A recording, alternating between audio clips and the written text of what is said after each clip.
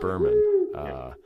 and I'm such a fan, and I'm wondering what the relationship is there. Are you just a fan of his work and inspired by him, or was he somebody that was in your life?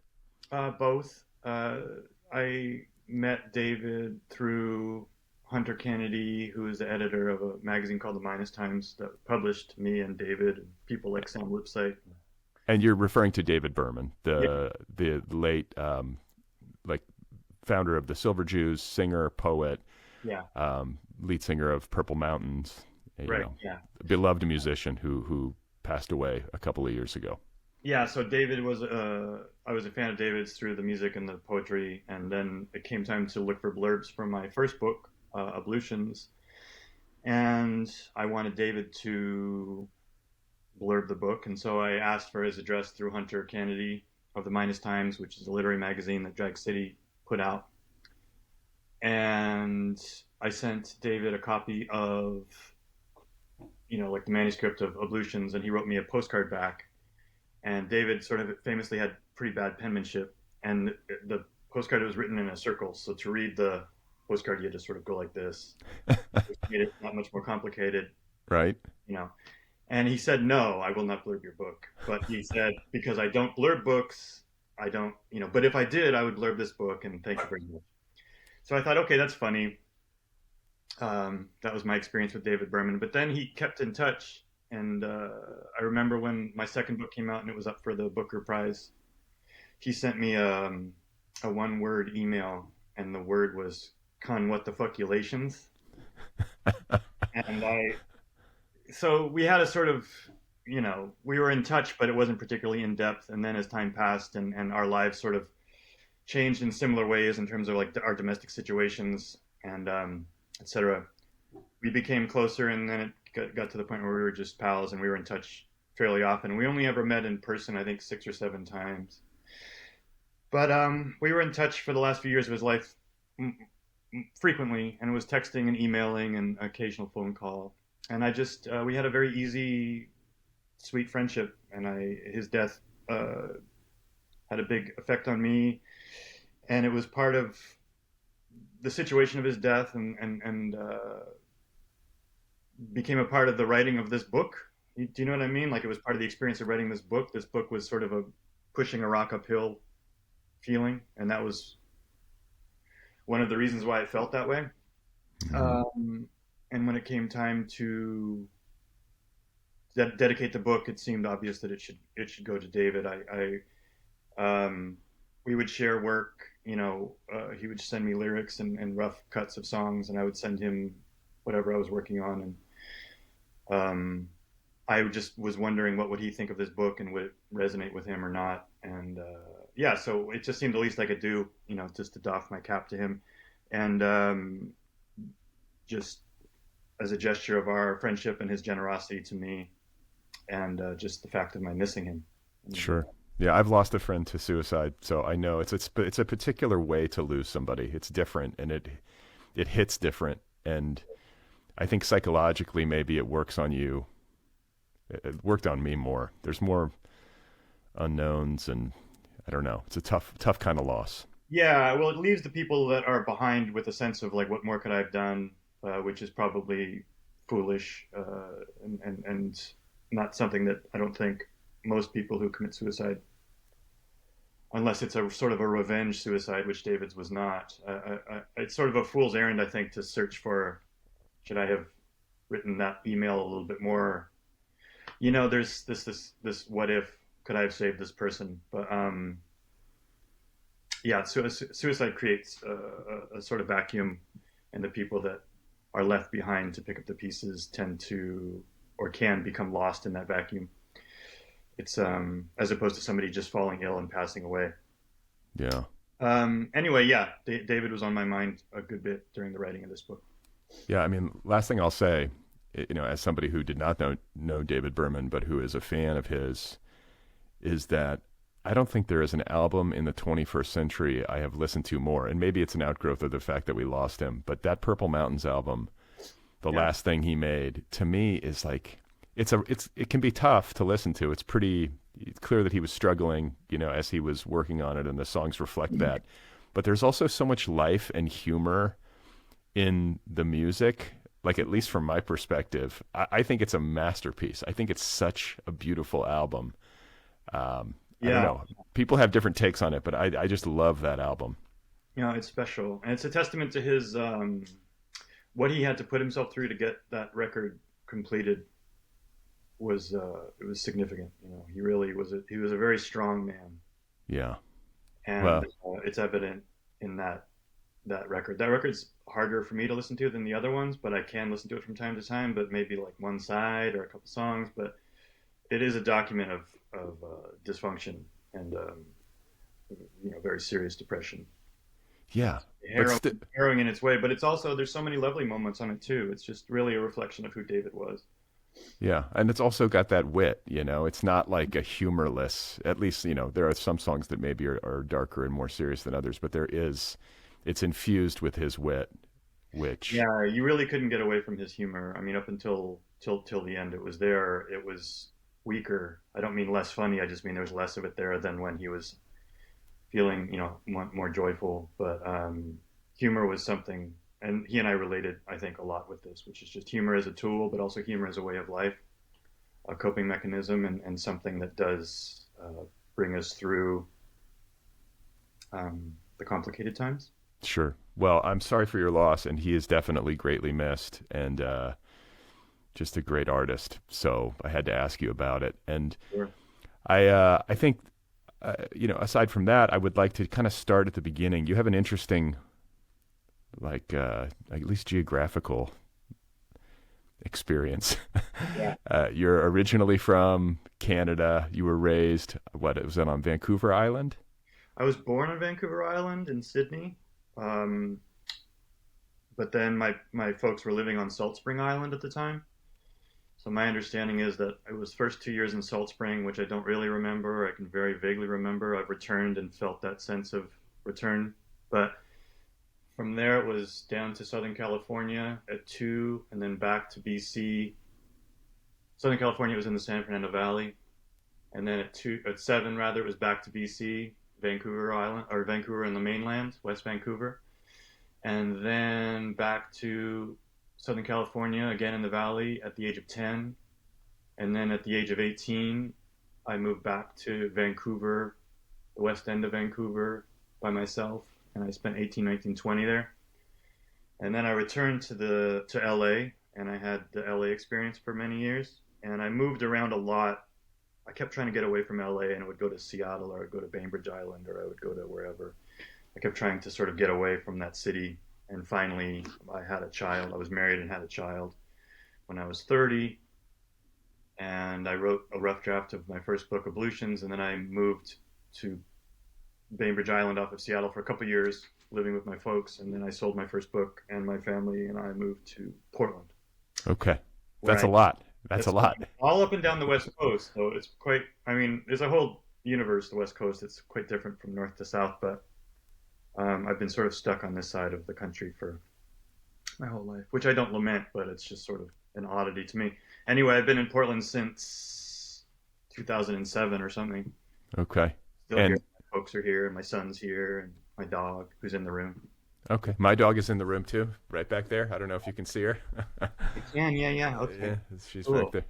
But Yeah, funny is learning how to be quiet during podcasts, and he's really doing good. So I just want to give a shout out to my dog really quick. yeah, likewise. I mean, she had a moment earlier where she was sort of making noise, but I think she knows at this point It's that, hopeless. I just like I might as well sleep. right, I'm right. not going anymore.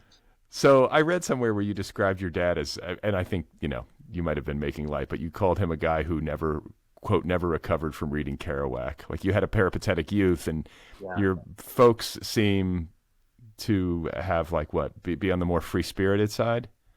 I would say so. They were maybe not hippies, but something close to hippies, and they definitely, were party dogs. I think for the, up until a certain age when they hung it up. But I think of my childhood as, my parents were very social, and they were sort of quite glamorous in their way. They were both, and still are, but they were both quite striking in terms of their looks and their clothing.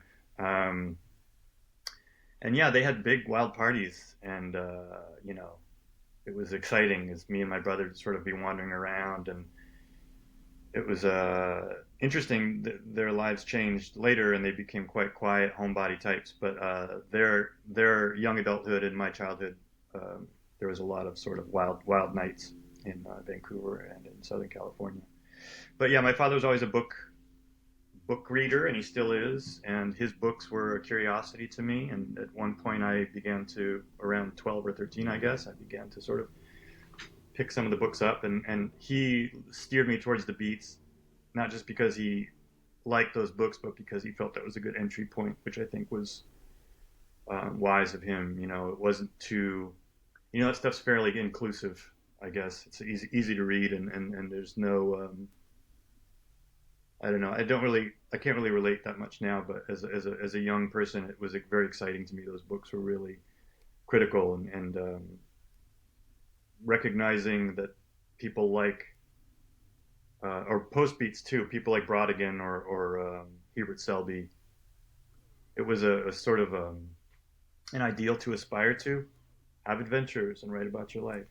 That was like my childish notion, I suppose. Me too.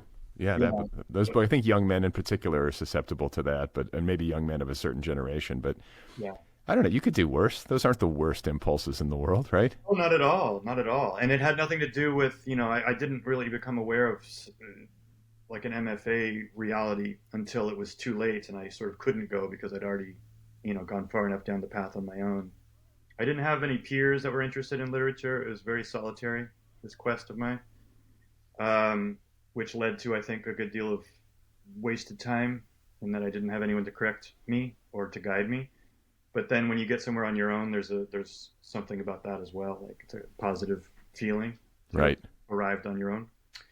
But yeah, those books were important to me, and I credit them with sort of implanting the idea in my mind that, oh, these people, this is what they do. They wake up in the morning and they just recount stories of their lives, or just make up. I don't know. It appealed to me. I was concerned at a young age about what to do. I saw the adults around me as most of them seemed fairly unhappy, and I equated that to what they did with their time, how they lived their lives, what they had to do in order to pay the rent.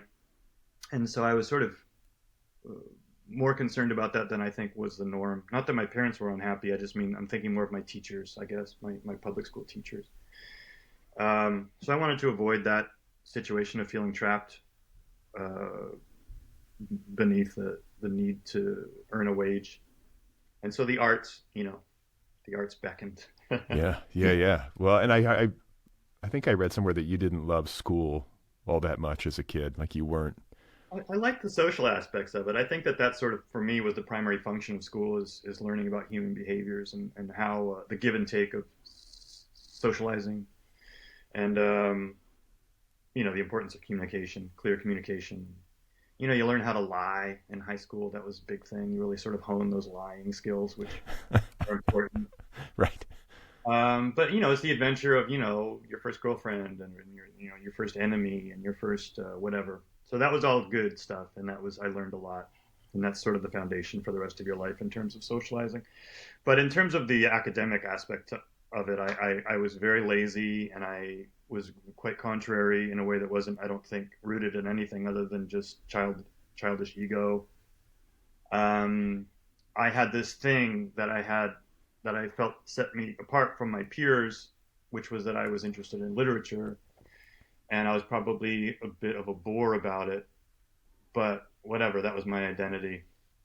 And I just had this sense of not needing any of it, the schooling. I mean, I knew that I didn't want to go to college, or I felt that I had no desire to go to college, and I didn't have the grades to get me to any sort of particular college, and the money wasn't there for college, and so that was out. And yeah, once high school was passed, I dropped out in the second semester of the 12th grade because I had thought that I would squeak by, but then it was explained to me at that phase of the school year that I wasn't going to make it, and I was going to have to repeat the 12th grade or go to summer school, which I did not want to do. And I sort of wandered around campus for a couple days, not knowing what to do. And then I was like, what am I doing? And I just walked off campus, and I got in my car and I drove home, and that was the end of my school career. Wow. That was it. Yeah, I mean, I moved to Vancouver. I had an apartment actually in Los Angeles on Willoughby and Poinsettia. That was my first apartment, and we were kicked out. Me and my friend Anton were kicked out after 3 months because we couldn't make the $400 a month rent. $200 a month each. It was too much. And that was, I remember it was, I moved into this apartment, and like the week after that was the riots, and that part of Hollywood was all smoky. And I just remember thinking that the world seemed unwelcoming. And anyway, we got kicked out. I moved back in with my folks. I saved up $700 and I moved to Vancouver. And it's in Vancouver that I sort of really became a reader more than a writer. I got into the habit of writing daily or as much as I could, but it was my going to the library in Vancouver every day and just bringing home stacks of books and finding the authors that were writing in the way that I thought I wanted to write or were speaking to me. And I learned to be alone. I had no real deep friendships in Vancouver at the time. My friends in Southern California have always been a great distraction for me. I mean, God bless them. But friends, I learned about you know, social life can come at the expense of, your practice, right? So I moved to Vancouver. I didn't really know anyone. I had nothing much else to do other than work and read and write. So I did those things. And it was in those 2 years in Vancouver that I sort of figured it out. Like, yes, this is a fit. I can actually do this. I thought the work was good too. My writing, it was not, but I didn't know that. And I could sense, there was an improvement. Um, but yeah, that was more or less I think of as like my school years. My apprenticeship was those 2.5 or 3 years in Vancouver. So okay, so it sounds like you were on this track to become a writer and to like have a literary life from childhood. I mean, this was your identity, you said, Yeah. during your school days. And I can imagine if college and any kind of conventional education and professional trajectory is sort of off the table, that there's a more, what's the word for it? Like more existential, uh, undercurrent to the whole operation. Like you had to make this work, right? There was no fallback, I guess is the point. I never had a plan B, and I always just had a job that was fine. That would through the years of my, when I left Vancouver, I always just had some sort of a job, and I worked always with it in mind that I would work as little as possible to get by. So the best job I had in terms of facilitating my writing was the age of 24 to 30. I was worked at a bar that became the bar backdrop or inspired the bar backdrop for my first novel. But that was really good because it paid cash. It was under the table. I was living illegally. This is sort of a long story, but I had my green card taken away from me, and I was living illegally in the U.S. for many years. And so yeah, I had to work under the table, and the bar gig was so good because it was, first of all, I really liked the atmosphere. I really was a fan of drinking, and there was lots of that going on at the bar, and there was lots of excitement and strangeness and ugliness and joy and like the whole gamut emotionally. But they paid cash. It was under the table. It was a busy bar in Hollywood, so the pay was quite good. So I'd get a couple $100 every shift, and if I worked 3 nights a week, it was enough to live in Echo Park. At the time, it was still cheap to live in Echo Park. So yeah, I would have my days free and many of my nights free, but I would wake up most days and I would write quite dutifully for as many hours as I could do it. So those years were where I really sort of got into the nitty gritty of it. Those 24 to 30, figuring out just my way in, and trying to locate something like a voice. So what bar were you working at? I worked at a bar called Three Clubs, which is still open, I believe, and it's on Santa Monica and I can't remember. Vine? Is it on Yeah, Vine? that's it. Very good. Yeah. I know that bar. It's dark. Yeah. Well, I think it seems pretty. I drove by recently. And it looked like they jazzed it up a bit, but it was yeah, it was various experiences there, and I think it's described in the book where some nights there'd be uh, you know famous famous people and doorman with like the whole velvet rope thing, and some nights it was just a total debauched, violent nightmare and quite ugly. But it was good in its way. There was a lot of lively characters there, and I felt welcome there. You know, I felt like I was among my people in a sense. So, I mean, by the last 2 years of it, I loathed it. I was really unhappy, and I just felt like I was dying, and I had to get out of there. And I left the state to get away from my experience. What, like too much drinking? Just living foolishly. Yes, that was a big part of it, but it was also just sort of like gluttony and ugliness and sort of, I just, the bloom came off the rose after about 4 years. Sure. So I left for Washington State and moved back in with my folks. My son's birth was a big part of, okay, I don't want my son this. I didn't feel like a father, and I had to sort of rehabilitate myself or tidy myself up in some way. So I returned to live with my folks who were living on Bainbridge at the time, Bainbridge Island, and my father's a contractor. So he was working renovating a home in Seattle, and he was good enough to take me on. I'd done a lot of construction when I was younger, so I dusted off the old tool belt, and my father and I every day would go early, take a ferry into Seattle from Bainbridge Island, and that was our commute, was on this boat. Um, so that was quite novel, and it felt like the opposite life of my life in Los Angeles, in that I became physically strong doing the work, and I was healthy, and I wasn't drinking, and I more or less stopped smoking, and still writing. Most mornings I would get up before, and I would sort of tinker with this or that. I rewrote Ablutions, and I got an agent through a mutual acquaintance. Okay, wait. I want to talk about this because this is like a pretty serendipitous story. I love these stories of how it happens, right? I Yeah. think I'm remembering this right. Like you had written a draft of Ablutions, and then I want to say you asked a screenwriter named DVD Vicentis. Is Even that since, yeah. yeah? Who wrote High Fidelity? Like, You knew. How did you know him? Like, give us the story because it's I met good. him through Matt Sweeney, who's a musician who's played with Will Oldham and any number of other. Matt Sweeney's just sort of a how do you describe Matt Sweeney? A hyper talented and brilliant connector of people. He sort of has a real gift for oh, you should meet so and so. And Matt and I are still pals, and he's just a lovely guy. And he used to come through the bar, and we had a there was a chumminess between us.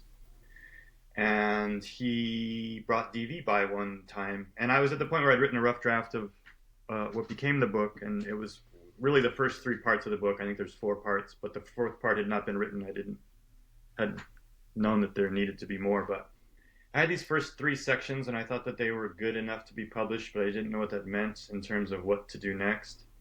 I still was at a position in my life where very few people I knew were interested in literature. Certainly not in the way that I was in terms of trying to write books. In Los Angeles, I was wary of being one of those people, which the city is full of those people who say I do this when they don't really do that, or you know what I mean. So I kept it more or less to myself. My real friends knew what I was up to, but I didn't know what to do next. And then DV came in with Sweeney one night, and I typically would give Sweeney drinks if he was around, because he was my buddy, and I also gave DV many drinks and really sort of intentionally got him drunk. And I was drunk, and at the end of the night after closing, I remember turning to him, and I just knew that he had an agent, and that seemed to be the thing, you know, like what's the next step? And I admitted that I had written a book and that I wanted him to read it, and he was sweet enough to read it, and he liked it, and he sort of brought the book to Sweeney's attention, and you know, Sweeney hadn't read it. Anyway, Sweeney introduced me to Peter McGuigan, who became my agent, and yeah, Pete ran with it, and but this all I'm telling the story, and it's a sort of truncated story. Like I didn't meet Pete till after I left the state. I was in Washington, and so it unfolded over a series of months, or maybe even more, like a year and a half, something like that. But I wrote the book, I got the agent, I sold the book, I moved to Portland, and that was the beginning of me working full time. Okay. So before we leave the early part of your life, I want to touch upon your mother. I think your mother's mother is or was British. Daphne Dag, yeah, she was. Okay. Okay. Because I think it's interesting. I'm always interested in how a writer's sensibility forms. Yeah, And I think I read somewhere that you, like Monty Python was a big part of your childhood. A lot of it's Canada too, though. I mean, the Queen's on the money in Canada. There's always there's a big British Commonwealth influence. Sure. And yeah, I was exposed to my British granny was just the sweetest woman, and I adored her, and I loved visiting with her. She lived on Vancouver Island in Sydney, where I was born, up until her death, and she was very British. She wasn't a little bit British. She was like full bore. Right. And she would we'd be sitting next to each other at the table, and she would grab my hand and say, "Bacon is lovely, isn't it?" Oh yes, Granny, bacon is. And then she sort of paused, and then she'd grab my hand and say, "We're very good friends, aren't we?" And things like that. She was just a really charming woman who was a positive presence in my life.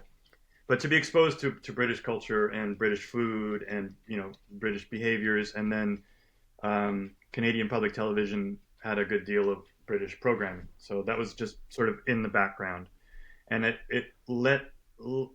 It's not that I identify as even remotely British myself, but I have an affinity for the dialect and the culture, and I feel at home when I'm in Ireland, when I'm visiting London, Scotland. These places make sense to me.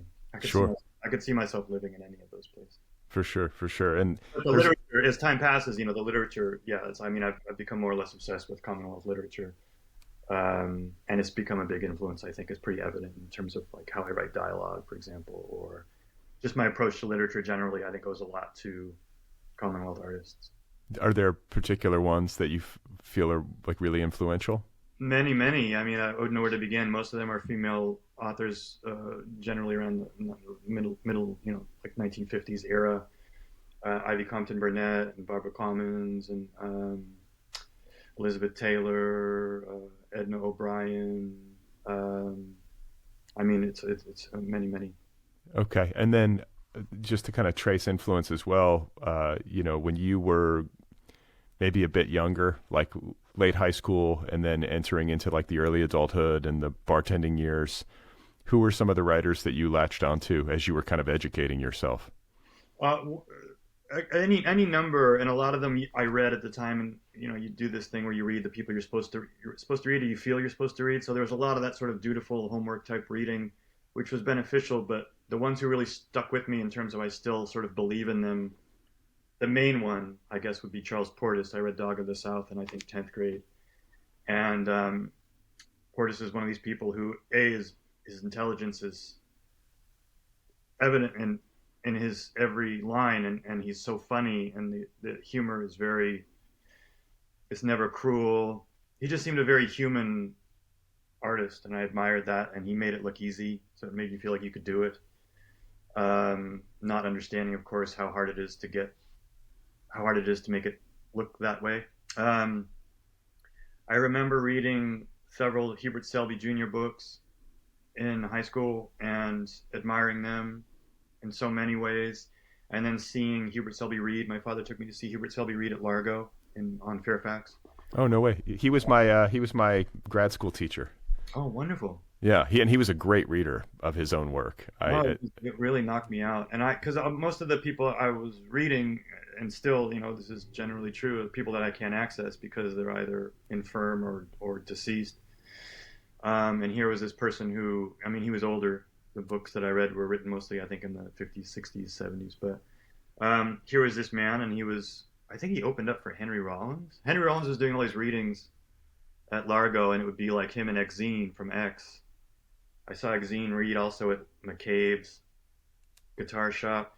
But anyway, my father was really sweet about including me on these jaunts, and he brought me into Largo, which seemed very ritzy at the time. I was sort of this dirty little grubby punker kid, and And this was the Largo when it was on Fairfax, like the original location. yeah, across the street from Cantor's. Yep. And Hubert Selby got up to read, and I remember I've written about this before, so I'm sort of repeating myself, but I remember reading the work, and it's so wild and bleak, and not relentlessly bleak, but there's a lot of bad news in these books, and people behaving shittily, and I was expecting this like maniac to show up, and this who showed up was Hubert Selby, who was this very sort of quiet, well put together gentleman, and he read with this mixture of like it was really quite sort of sweet, his delivery almost, but there was such power to it it was really mysterious. I couldn't put my finger on what it was, but as a 15-year-old or however old I was, I don't think I was driving even at that point. It was just hugely moving. Like, okay, here's the magic person. It was really an ideal in some way. I couldn't have seen him read at a better time in my life because what is an artist? At a 15-year-old, you don't really know. What does it mean to be an artist? It's not just that you sit and do this thing. There was some sort of mystery to it all. And he solved the mystery to me in some way. Not in a way that I could necessarily verbalize, but it was just, here was proof that the people who create these documents are real living beings. Right. But he represented his work in such a moving way. It meant so much to him, but he wasn't egocentric about it. He was just an interesting man, and he was the real deal, Hubert Selby was. Yeah. And I was very lucky to see him read. It really clarified something for me. Yeah, I felt the same way. It's funny. I ended up in Los Angeles because of grad school at USC, and he was there. And after I had been accepted, they invited me to it was like some evening reading thing that they did, and he got up and read. Yeah. And he just blew the doors off. And he was, by the time I got to him, he was almost at the end of his life. Right. He died like a year after I graduated. Okay. And he had so much emotion. Yeah. Very, very soft spoken. I always said he sounded sort of like a Muppet with a Brooklyn accent. He had that kind of like, voice. But man, when he read and he was feeling it, there was something really like palpably real about it. And there was also, I think, I had other professors who had actually gone through the program years and years earlier who had been taught by him and had known him when he was maybe like had a more of a harder edge to him. There's something about him, in my experience of him, where like the wisdom that he sort of, what's the word? He kind of gave off this air of having hard-won wisdom. It was hard-won, I think, is the point. It wasn't something that he was faking, and it was something that if he had any of it, he had earned it because he had been through the ringer in life, Yeah. And I remember his eyes. He had really like these. I'm probably romanticizing it because why wouldn't I? But I just remember sitting there and witnessing this person, and it was almost like he was vibrating, and his eyes were so big, and there was such feeling and emotion to what he was reading. I can't remember what he was reading, what book it was from. I think it was an excerpt from Requiem, maybe, but maybe so. Yeah. Anyway, we're lucky to have crossed paths with that guy. Yeah, it's strange. We share that, like the fact that I want to say he's probably the first like quote unquote real writer that I laid eyes on and was like, okay, so that's it right there, Yeah. And there's not that many of them walking around. I met Dennis Cooper at a wedding years later, and it had been many years since I don't know why. The smarter thing would have been to have gone to a reading series or acquainting myself with my peers or the people that I wanted to be my peers, but I never really did that. So to bump into an author who was publishing and reading and doing the thing, it was always meaningful to me. For sure.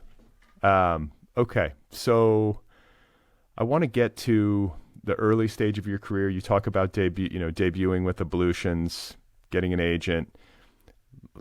Luck always plays a role, right? In any artist's success. Like you got to work at it. Obviously, you got to put in your time. Yeah. But getting that agent, maybe that's it's the bartending. It's a social job, and you're in Los Angeles, and you're sort of, you have proximity to a lot of people in the creative arts. But it worked out. The book comes out, and then you have to follow it up. Yeah.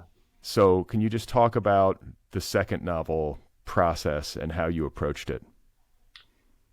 Yeah. So my experience of having the first book published was, I think, quite similar to most people's in that there was good news and bad news. I think I worked with talented editor Jenna Johnson, and the publishers were great, and everything was done well, I felt. The reviews were some very positive, some less positive, and then the book kind of just disappeared, which is, again, like I think that's the norm. But I wasn't really, nobody walks you through the process of when you've been waiting that long for something to be published and then it comes out. I don't know what I was expecting. I guess I was expecting for the discussion to go on longer or something. But in terms of doing press and things, it did seem to be that the focus of the interviewers, I mean, which is understandable. In the back of the book, it says that I was a bartender or a barback or whatever, and the book's about a bartender or a barback. So the question was always, is this autobiographical? Which it was and wasn't. But I saw that I didn't like talking about that. I didn't like the interviews where I was sort of being asked to compare the protagonist of the book with my own life, my own experience. And I found myself wanting to start fresh, and it occurred to me I could invent a story, invent characters out of whole cloth, but still sort of imbue the characters' points of view with my own point of view. I just was aiming for something more traditionally fictitious. What was it about the interview process and talking about yourself with respect to the art that bothered you? I don't know. And everybody was respectful. I guess I felt that there was a desire for it to be about, like, the book's quite bleak and the protagonist engages in ugly behaviors, and I think people wanted me to say, yes, this is me. That's the sense I got. And that just seemed kind of distasteful or something. I don't know. I didn't want to be considered the person who punched a horse in the face, which Right. I never did, Brad. Okay. For the record. Yeah, I never punched a horse. But I just saw that there was another way forward, which was the more traditional, you know, fictitious setup, and I began to wonder if I maybe should go back in time, maybe not necessarily a traditional historical novel, but something that took place before I was born.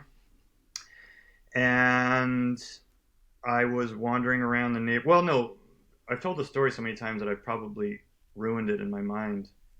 Like, it's probably, I'm wondering if this is actually what happened. But I do remember working an exercise of two men on horseback. It was like a writing exercise. I just wanted to write some dialogue, just sort of staying in shape. And they were more or less the same person, but they were bickering. I mean, they weren't the same person. It was two individuals, but they were very similar in terms of their point of view and attitude. They were both sort of salty. And then one of them got his feelings hurt.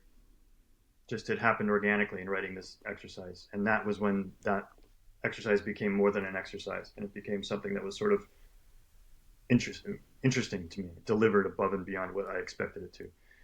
A couple days later, I found I was at a yard sale down the street from my house in Portland, in Northeast Portland, and there was a Time Life book for sale that was 25 cents, and it was about the gold rush. It was called The 49ers. And I'm not interested in American history or history generally, or I wasn't then. And I bought the book just for the pictures and because it was a beautiful leather-bound edition. And I brought it home, and the pictures of the book seemed tied to this exercise of a few days prior. So these two things coming together were the sort of impetus for the writing of the book that became The Sisters Brothers. And that was the big breakout book. Yeah, that one connected in a way that was surprising, I think, to everyone. The publishers, me. It wasn't... I remember asking my agent and editor at the time, if I was to write a Western, what would you think? And they weren't against it, but they hadn't seen the text, and they didn't say it was a great idea. And I did show the book to somebody early on who I thought it really felt alive to me. I really was jazzed about it. And I knew enough at this point. I mean, I'd been writing long enough to know that feeling was elusive and that feeling wasn't a guaranteeable. Oftentimes writing is work. It's drudge work. But this was something that was so joyful to work on. So I wanted to keep going with it, and I showed it to somebody I trusted, and she said, this is really not very good, and you should probably stop working on it. Really? Yeah, and it really hurt my feelings. I bet. And I was confused, and I was like, well, I can't, it didn't make sense to stop. So I kept going. And yeah, it became the book that it became. But even up until it did well, I didn't have, and I still have no idea who's going to like what or why. It doesn't really, I don't think it pays to worry about it or to consider it, but whatever, I think some artists have a sort of compass or a gauge, or they know what people want and they give it to them or don't per their own needs. I want people to like the work, and I want the more people to like it, the better. Like I have ambition in that gory American way. Like it's just a part of, but the most important thing is just to do work that I feel good about. And so that's what comes out, the work that I believe in. But in terms of what succeeds and what doesn't, it's always been just absolutely mysterious to me. And I hope that it always is. Yeah, I mean, I've talked to a lot of authors, and this question comes up sometimes, and I still have not found a satisfactory answer. I don't think anybody really knows. If anybody did, they would be the kingpin of the publishing world if they knew exactly what it was that would land. Yeah, yeah.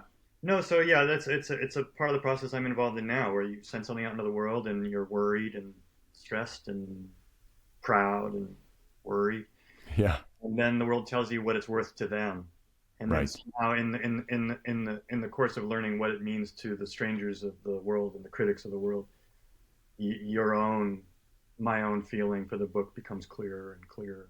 It's not that I don't know whether it's a good or bad book. I wouldn't publish a book if I didn't believe in it, but there's a phase of not really knowing what its value is for me, so it's a strange part of the process, and I'll never get used to it. When a book makes its way into the world and you just sort of sit there and watch the world dissect it. Sure. No. Yeah, I know. It's a strange feeling, and I think like earlier in the career, in one's career, there's also that feeling that you have when a book is out on submission. I think Yeah, I mean, these are the parts of the process where the author has the least amount of control. And yeah, it's a state of like total loss of control. You have no control over how a book is going to do really, and or how it's going to be received by a prospective publisher or an agent or whatever. And yeah. sitting there waiting for a verdict is no fun. It's not, but it's funny. I hadn't thought of it as ceding control, but that's what it is. And you're fascistically in control when Right. you're in control as much as you can be in control of art when it's just yours, and it's not until you share it that you cede control. But yeah, it's a very extreme. It's like one way, to be perfectly in control on Friday, and then Saturday you're at the mercy of the gods. Right. It's Right. it's jarring. It's jarring. I'll never get used to it. Yeah. I don't like that part of it. No, I don't think anybody really does. And it's interesting too. You alluded to something a minute ago about how certain writers seem to be tuned to like what people want, Yeah, or maybe they're working in a vein that just is more popular. Uh, some of this stuff too is just branding, and I hate to reduce it to that, but at a certain level of success, I think like the average reader in the supermarket or at the airport just grabs a book based on familiarity with the author's name sure. or some familiarity with past work. But those kinds of authors aside, like the James Pattersons and the Stephen Kings of the world or whatever, I do think there are certain artists who have a more finely tuned sense of popular culture and like have a more finely tuned sense of what will please the reader at this particular moment. Yeah, I don't think they're all that common actually. I think most writers have no clue. I have no clue. I'm not great at that. Like knowing exactly how to it's like they have the people that I'm talking about, it's like they have like a barometer for the cultural moment or something. I don't know, but yeah, it's a strange gift. yeah, yeah. But you have to study the culture to know it, right? And really sort of wonder about it and discuss it and dissect it. And I don't really do that. So Well, I think and I think that my work is oftentimes. Um, I remember when French Exit came out, I was referring to it as like the least fashionable book that you could have ever hoped to. It was so not of the moment. There's arguably sympathetic portrayal of these rich white people, and not that sympathetic, but partly sympathetic. And I just thought, what can you do? I mean, you don't really get to choose the books you write. I mean, some people do, but for me, it's always just sort of like if the book will be written, then you write it, because most of the books won't be written. you know. So Yeah. if the book will communicate with me and allow itself to be written by me, then that's the book that's coming out. Well, Because and you strike me as a particularly like bookish person and like devoted to literature, not just in terms of the work that you do, but also maybe in terms of like your patterns of consumption. I know that you're not a big tech guy, right? You have like no TV, no internet, no smartphone, or at least you were living that way for a time. I have a flip phone. I got a TV. My folks gave me a TV, but I just watch DVDs on it. That I get from mostly from the library. I don't have Wi-Fi at home. I live with my son and his girlfriend KJ, Gus and KJ, and they both have smartphones. So it was once a time when I would go to this coffee shop every day and check emails, but now I'm kind of lazy. So if I, you know, ahead of a press cycle or in the midst of a press cycle for a book, you really do need to check your emails every day. So now most mornings I'll come down and I'll steal KJ's Wi-Fi from her phone, Got it. and Okay. so I'm checking in every day. But I do prefer the phase when I'm working on the book and I don't check my emails for a week or even 2 weeks at a time, which is nice. Okay, so the point Nice. that I want to make, considering how austere you are, in term, at least comparatively speaking, most people I think are more plugged in than you are. But when it comes to these people who have this antenna for the culture and who maybe have a more developed sense of what the culture wants, what mystifies me is how people have enough time to consume the amount of culture one needs to consume in Yeah, order to cultivate that sense. Like, who are these people who watch every single new series and can comment on everything in almost real time and read all these books and watch the movies? I mean, that is the part of it that I can never grasp. Like, A, having the desire to do that, that seems overwhelming to me. yeah, But B, just having the time. I yeah, guess people have different ways of spending their time, but it's a lot. yeah. I struggle for time, and I'm cautious about how I spend it, but I still have the sense of sort of being behind. So I went to the same thing. I don't know how they consume as much as they consume. So I want to get to the librarianist, and I think like we sort of set it up nicely. We're not going to be able to get to all of your books, but I think we get to the Sisters Brothers. There have been subsequent novels, each of which I think is notable for a variety of reasons. But the one I want to focus on is how standalone and different each of your books is. Yeah, Like there's a real versatility to you as a writer, and I think there is, as part of your creative project, the desire to uh, be like working on something that is really like each project is distinct from what preceded it. Is that right? I would say that's true. I think a bit too much has been made of that because it's if it was more intentional, I think I would be able to get behind the sentiment a little bit more. But as I was saying, the book you struggle you struggle to create the universe for a book, and then that universe is realized or not realized, and the book is written or not written, and that's it. That's the deal. The characters either come to life, or the world either comes to life or it doesn't. So I tend to think about things such as like, what is this book in relationship to the other books? I tend to think about that after the fact, but in composing the books, it's just doing the work every day, and this is what's happening. It's not really a process of pondering. Uh, like I can look at my body of work, and it all seems to be composed by the same hands, but I recognize that the books, like the world of each book, is different from the one preceding it.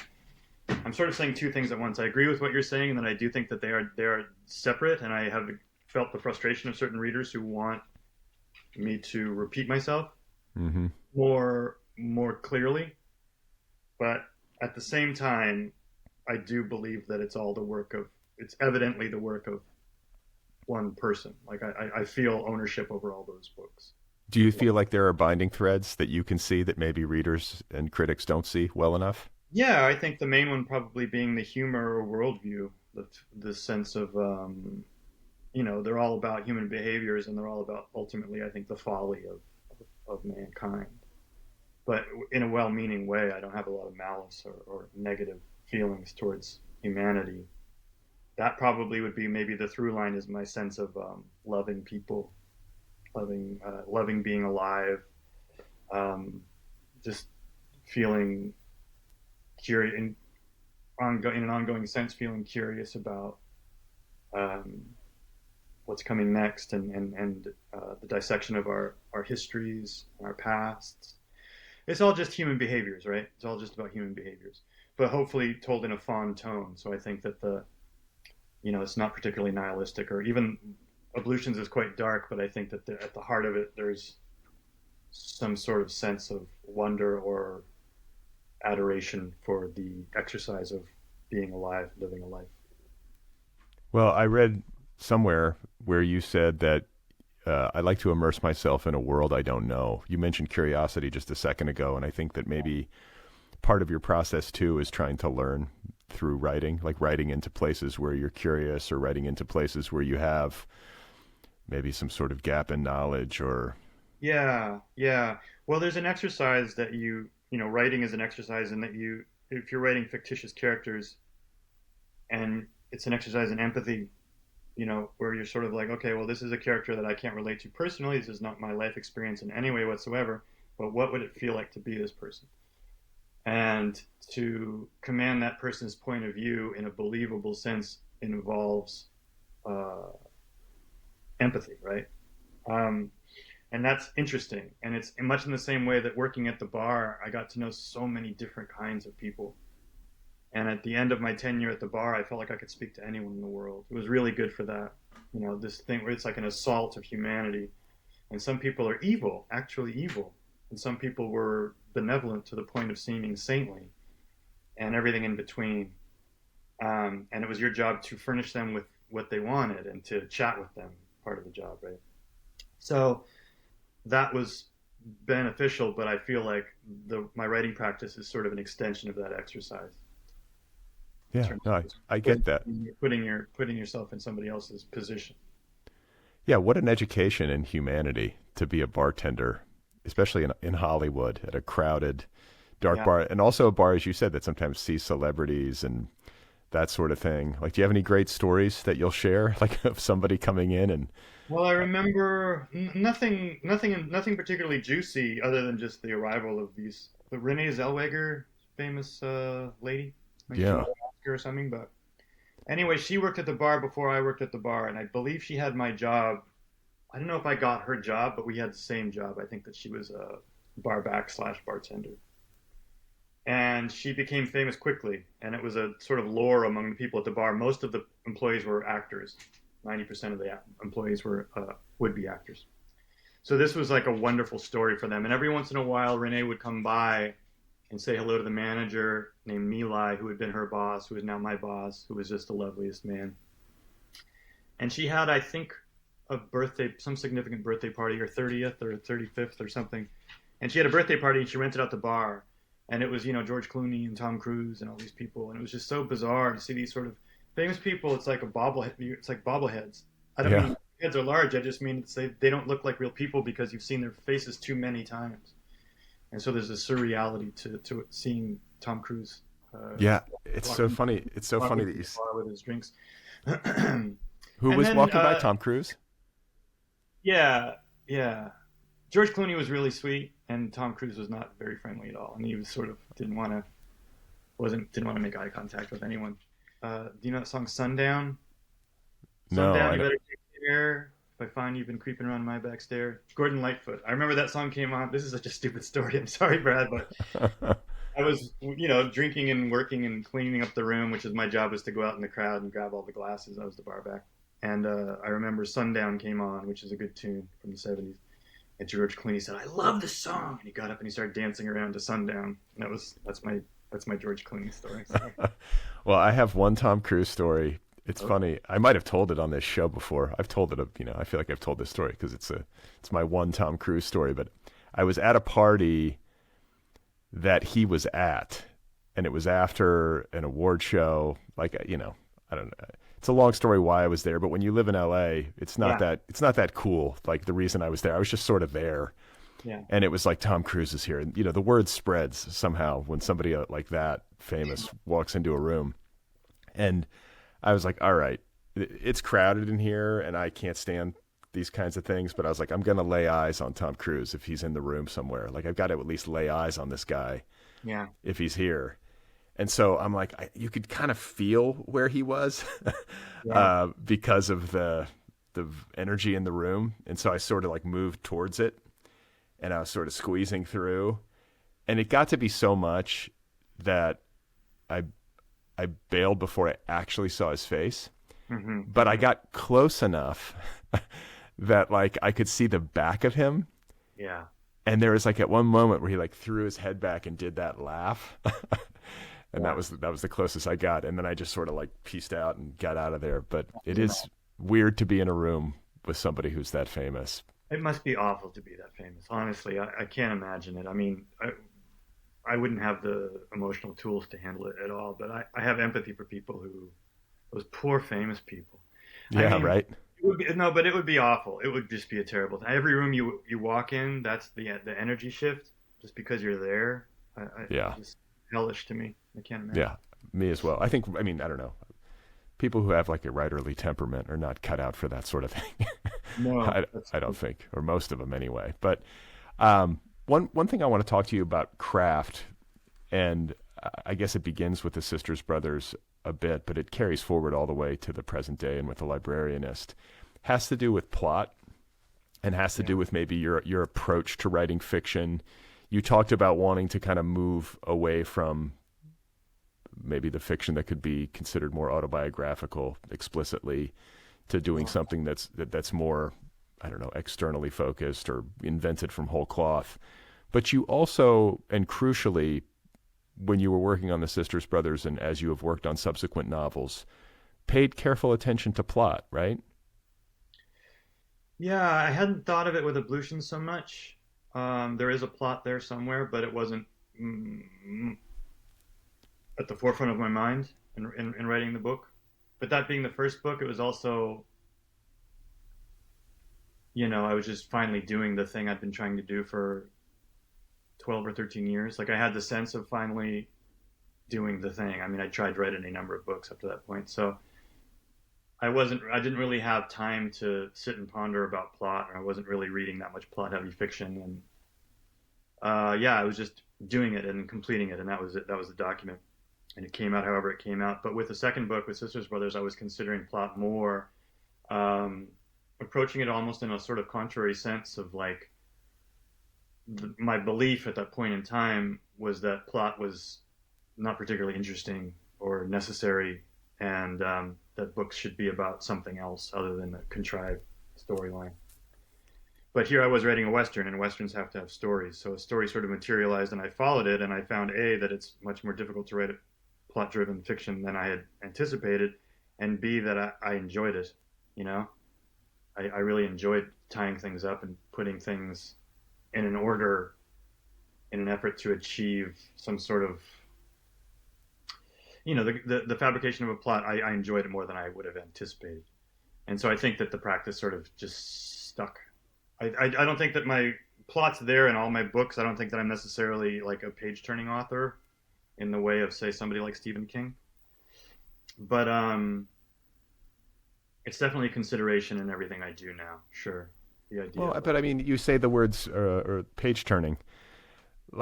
Like that's a really, I think it's a nice and like it's an effective way to think about it. Whether you're writing something that's really meant for popular culture or you're writing something that's a little bit more offbeat, the basic project of writing a book for a reader is to make the reader want to keep turning the pages. that's true. But page turner is often presented as in a sort of pejorative light, and I don't mean to perpetuate that. I think that there's different reasons to turn the page. Sometimes it's purely because of the plot, and you have to find out what happens to the characters next. But sometimes it's the language is carrying you through, or the observations are carrying you through, or what's not said is carrying you through. But I agree that it's certainly a hope of mine that somebody reading any of my books is turning the pages. Yeah, of course, of course. Yeah, Well, because they want to rather than they feel, you know, duty bound. well, when it comes to the librarianist, I want to talk to you about this notion of wanting to write yourself into a world that you don't know. Yeah. And the sense that I got, and feel free to disagree with me, but I was like, wow, this feels like a dress rehearsal for being older. This feels like Patrick was sort of imagining what it's like to get toward the end of life and Yeah, to be an old person. yeah, I think And so. that's what a useful exercise. It's something I think we should do more of. I think it's useful to like imagine death too. Like it's something that I think most people try to sort of push to the side and not think about, but Yeah. it feels like that's part of the project. Am I barking up the right tree? Yeah, you are. That's the tree. I was helping out at a senior center pre-pandemic, and I was reading to the seniors once a week. I would go in and read for an hour or two, and sit and chat with these folks. And this was just up the road from my house. And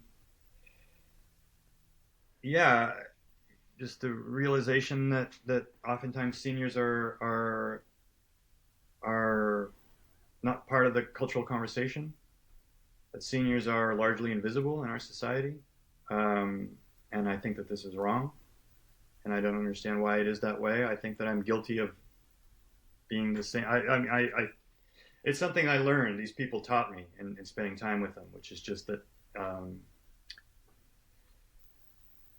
these are people who know more than we know and have experienced more than we've experienced. And why would they be pushed to the side? Why are we ignoring these people when they're oftentimes as or more fascinating than any of the younger people that we're in touch with? So I enjoyed meeting with most, if not all, of these people, and reading to them was sometimes an exercise in frustration, but oftentimes quite moving. And getting to know certain of the people at the senior center. I remember there was one man who's since passed away, and he was just this really charming man. I liked him so much, and he just sort of sat there and he would listen to the me read whatever it was I was reading that week, and he listened really hard, not because he was hard of hearing, but because he would get this really serious look on his face, and he was sort of really invested, and he was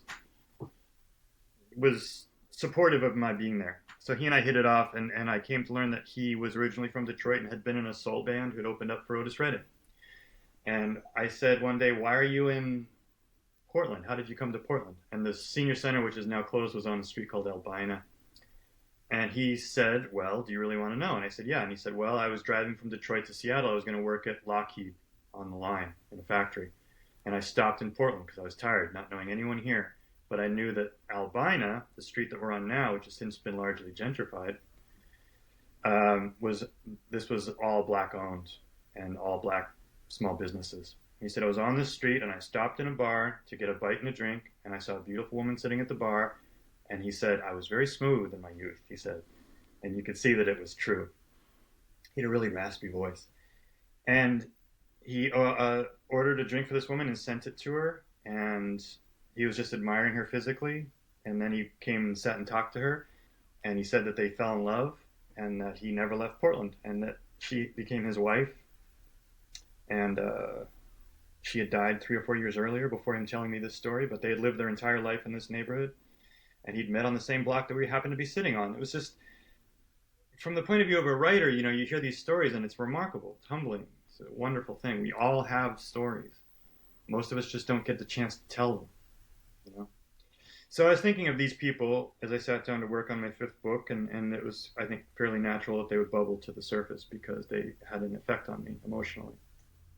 Yeah, I mean, there's so many ways. I have so many problems with modern culture, modern American culture, but this notion of like how youth obsessed we are, Yeah, and how devalued older people are in our culture. yeah, Disabled people. I have a disabled child, so I see that, like how invisible that community can be, and that there's a lot of crossover with older people oftentimes, but it's it's wrongheaded and it's rich territory too. Like like you say, that story that you just told about that gentleman, that's just one story. and he's just sitting there holding the story, just Right. possesses it. Right. If I hadn't asked him, he wouldn't have told it. I know he's told it to any number of people in his lives, but it enriched my life to hear it, right? Yeah. Which stories do, ideally you're enriching the lives of strangers. Well, the So guy at yeah, I thought years, and then I'm at the point too where my parents, I'm at their house right now, but they're getting older, and they both have their health, thank God, and but it's something that you consider. You think of it. What does it mean to age? And and then there's a thing with artists too, where there's not really the idea of I have no plans to retire. Not that I'm retirement age now, but I mean, when I think of myself in the future, I can't imagine a time where I wouldn't be doing something relating to language arts because it's my whole life. So if I'm going to do this through to the end, I'm just wondering I look at my body of work now and I don't necessarily, I just want, you wonder about the work to come, what's it going to look like? And where will my interests take me to? Yeah, that's an interesting point because I mean, we're relatively close in age, and I look forward and I'm like, I don't feel like I've done my best work. I hate to that's a terrible. I think most people, you almost have to convince yourself that you haven't if you're going to keep going. That Yeah. there is something in the future that you could do that is going to be your best stuff. And then you look around at artists that remain vital into their old age. The most I can come to in terms of how to do that is that they never stop being fans. They never stop Yeah. consuming, and like they don't get jaded, and they're always kind of paying attention to new stuff. They don't, I mean, I don't know. Some of it is just following your nose and kind of reading what you like and listening to what you like and what moves you. But it just seems like the ones who remain vital kind of remain open in that way. Um, Yeah, you have to keep looking. I think a lot of people sort of hang up their quest at a certain point, and they just sort of recycle earlier feelings or earlier ideas. Not everyone, but this happens to some people. But then you see someone like I saw the Sun Ra Orchestra play. Sun Ra's passed on, but the orchestra still play. And the leader of the band, I think, is 99. And there's a gentleman. They're all mostly seniors, other than one or two newer players. But I mean, there's a gentleman who plays. I believe he plays tenor saxophone. I can't remember his name, but he's in his 70s or 80s, and at every show, at some point, he gets up and he starts doing cartwheels. And the music's so powerful, it's so strong, and it's a testament to their ongoing brilliance. And just like these are freakishly gifted people, but these are people who never stopped practicing, and they never got lazy, and they never stopped pushing. And it's work. The perpetuation of your interest in any subject is work. It's joyful work for me, and hopefully for most people, it's joyful work. But it is, it's labor. It's time out of your life, and you're exercising your brain muscles, and you're focusing on this thing. And I think a lot of people just lose that in the same way that they lose an exercise practice or whatever. So I agree. It's a long-winded of saying that I agree with you. I think that the key to longevity is to maintaining an interest and to know that with the interest, interests naturally diverge and shift and mutate. And as they diverge and shift and mutate, your own practice also diverges and mutates. And but I think you have to continue you have to continue on the path of your quest in order mm. to maintain, a fascination with your own work and with the world around you. So when it comes to the protagonist of The Librarianist, Bob Comet, Yeah. I imagine he is drawn, somewhat from yourself, somewhat from some of the elders that you might have met when you were doing this volunteer work at the senior center. Um, I mean, right? That's kind Yeah, of his. there's a lot of me in there, frankly, but there's a lot of me and Ethan too. I mean, I learned with Sisters Brothers something that I didn't know before, which is that when you invent a character, oftentimes you're not necessarily inventing a fully three-dimensional character out of thin air. You're sort of imbuing it with your own points of view or the points of view of people that you know intimately. And as time passes, I can relate to a lot of my characters in a way that it's not that I'm writing Bob as myself, but I understand him in a way that I think feels the understanding is rooted in a sort of commiseration or a sense of kinship. So yeah, there's a good bit of me in there. There's also just sort of an idealized version of a perpetuator of language arts, sort of benevolent, book-loving sprite. Yeah, a And librarian. I mean, like just like the most devoted, almost like priestly librarian. Yeah, I mean, my affection for librarians and libraries is boundless. Libraries have had a profound effect on my life. So it was an homage to the men and women who work in that field. Also, I was thinking of before he became a librarian, I thought he could be a used bookseller, independent bookstore owner. Those people are heroic to me, obviously.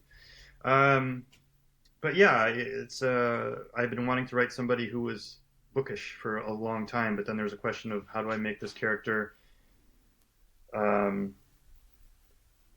is this a dynamic character? You know, reading is a sort of what is it's like when you already see a movie and it shows a writer and he's feverishly writing at a typewriter. Right. It's so boring and it doesn't have anything to do with composition, really. So how do you present somebody who is doing even less in that he's sitting and reading? And I think that the answer is was to focus on the world around the person. Yeah. Well, and also like the love triangle. It's a love triangle story. Yeah, there's some gossip in there, which is always good for page turning. Yeah. But Bob is one who I can relate to him insofar as his relationship to literature and the people that populate the books he admires. That relationship is easy and without turbulence. But real life is another story for him. So I think that's something probably most bookish people can relate to some degree. Yeah. No My, doubt. my relationship to literature is so simple. It's so easy going, and it's without strife or ennui. But then real life's not like that. No. Well, I think it's a book. Was this book written during the pandemic? Yeah, yeah, Okay, because I mean, I'm sort of reading between the lines here, but in addition to being a story where you're kind of exploring old age prior to being a person of older age, and in addition to being like an homage to librarians and perpetuators of the language arts, it is also a book that at its heart to me is about a man who is kind of an isolate in search of community, whether he knows it or not. It's about him finding human connection. yeah, And yeah, yeah. and that feels I understand psychologically how a story like this might have been born during the pandemic and during that kind of imposed isolation, because I think everybody was sort of cut off. So Yeah. Yeah, I think one led to the other, absolutely. And I was one of these people who, at the beginning of the pandemic, in spite of concerns for the health of the world and everything, when it came down to okay, you're going to be alone for a really long time, or you're not going to be able to socialize the way you had been before, I was all for it and even excited by it because I do spend a lot of time alone already, and I thought I can do this standing on my head. This won't be hard at all. But the difference I learned between my behaviors pre-pandemic and during the pandemic were one in the first instance, it's a choice, right? I want to be alone, and that's easy.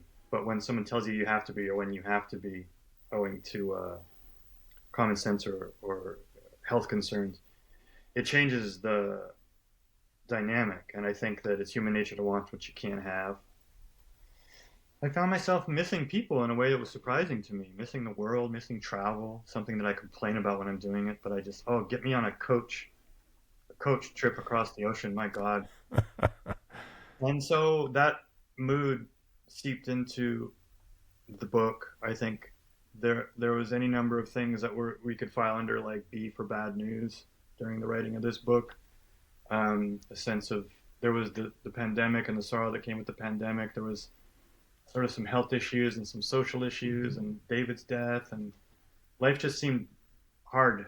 It was sort of pushing against the current, I felt like, for the entire duration of the writing of the book. And the book was a son of a bitch to write, much harder than the other ones. And I think that was symptomatic of the mood, but also just a part of it. I just think that it was going to be a hard book no matter which way it went. So I think that mood has to seep into the pages. I hope that it's ultimately like a hopeful book or a positive book. I think of it as being that way, but there's definitely some bad news in there. yeah, well, it has a sweet heart. I feel like this book does, and Bob is such a sympathetic character. And there is, I mean, even the harder parts of the book, there is kind of sublime, like, dark comedy like vibe to it that I felt, like the Ethan stuff, and I don't know that stuff. I'm trying to think of like what I would compare it to. Is there a? I guess maybe I'm thinking of that Coen Brothers movie, and I'm blanking on the name of it.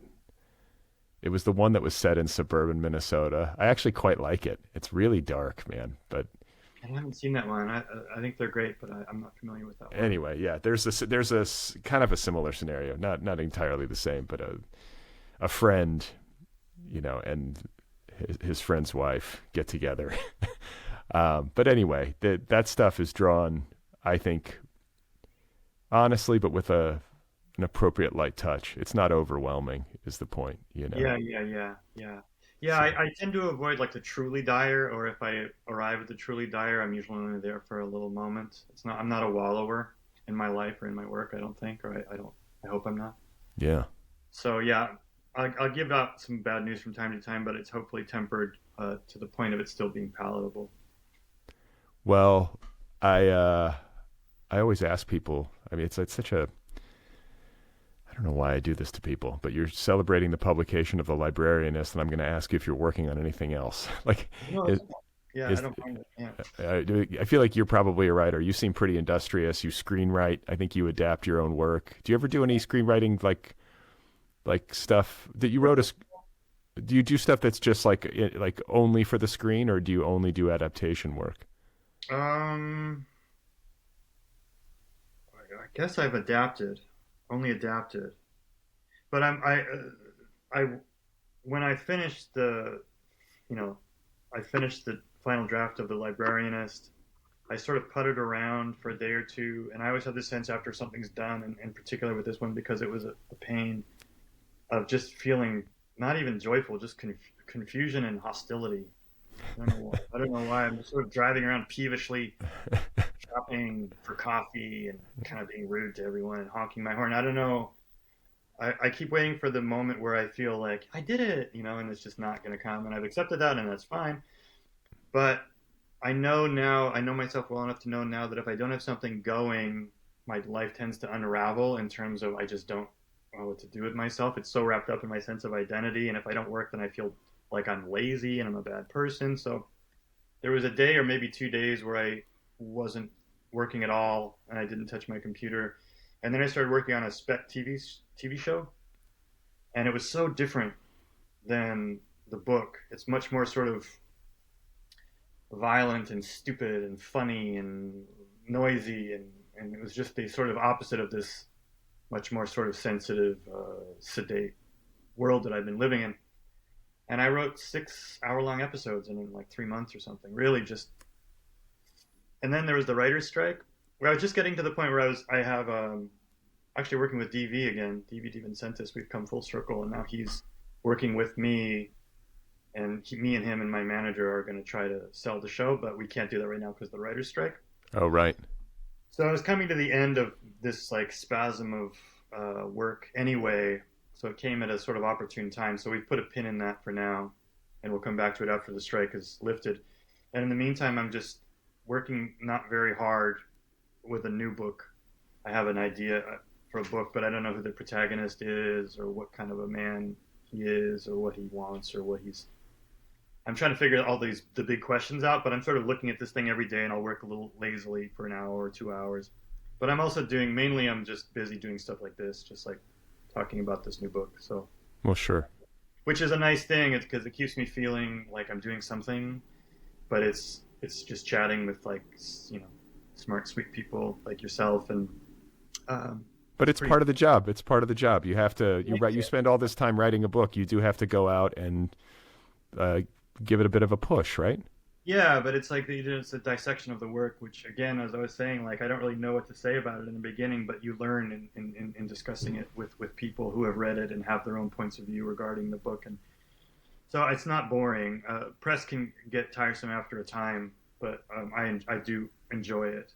And you're alone so much, and then so okay, you're forced to socialize a bit, and that's good. I'm going to travel around a little bit in Canada mostly. Um, it's all stuff I look forward to. But it sort of solves the problem of what next because there's this thing that needs doing right now. So I'm doing that. I'm working on the novel, which as of today, I feel like it'll probably be my next novel, but who can say? I'm curious about the TV show because if that became a real thing, that would probably eat up a lot of my time. Can you make any hints as to what that show is about? It's about the relationship of a career criminal and an orphan who's just been released from his orphanage, and their fates overlap, and he the older criminal wants to mentor the younger person, and he's the last person in the world who should be mentoring anyone. He's got like terrible life advice every step of the way. So it's about an inept mentor, but then it's also essentially a crime spree story. They get into some trouble, which involves them fleeing the country for one of the islands on the Canadian border. And they're hiding out on the island, and in the course of their hiding out on the island, they embark on a crime spree, Okay. which goes badly. All But there's a right. whole, there's like a nunnery, there's a puppy, there's a sheriff, there's a journalist, there's a Guinness Book of World Records person, an obese cat who may or may not get into the Guinness Book of World Records. There's a whole universe of, you know, insane people clashing, basically. You had me at obese cat. I mean, Yeah. that sounds good. So I wish you luck with it. I appreciate the time. Congratulations on The Librarianist and on this sort of early stage novel that you have going. And just wish you all the best. Thank you, Brad.